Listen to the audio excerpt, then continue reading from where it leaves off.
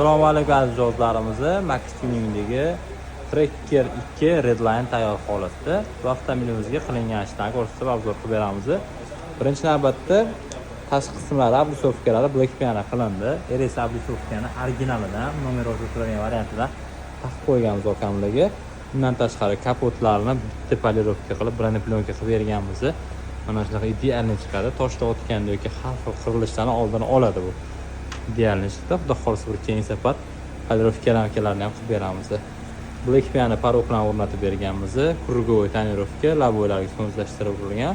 Tonirovkaga HP keramikani original tanlaganmiz. Armalarni qaranglar, tashqaridan shunaqa olov bo'lib turadi.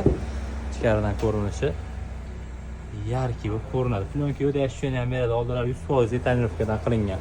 Undan keyin Magicar Dominant 9 tunuqqa qilib berganmiz. Ham funksiyasi zabt qilish, bagaj ochish, oyna hammasi joy-joyida ulab ishlatib qo'yilgan. Bundan tashqari bu avtomobilimizga Tracker 2 ni o'zini barlarini yechib tashlab, Malibu 2 ni original barlarni sunuvga qilib berganmiz.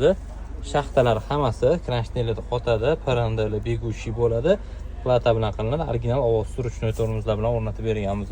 Bundan tashqari videolar o'qiydigan qilib karplaylarni sunuvga qilib berganmiz. Xizmatlarimiz sizlarga qiziq bo'lsa, bizga bemalol Max Tuning murojaat qilasizlar. Ishlarni chiroyli qilib beramiz. Latex bo'lgan solib berganmiz okamlarga.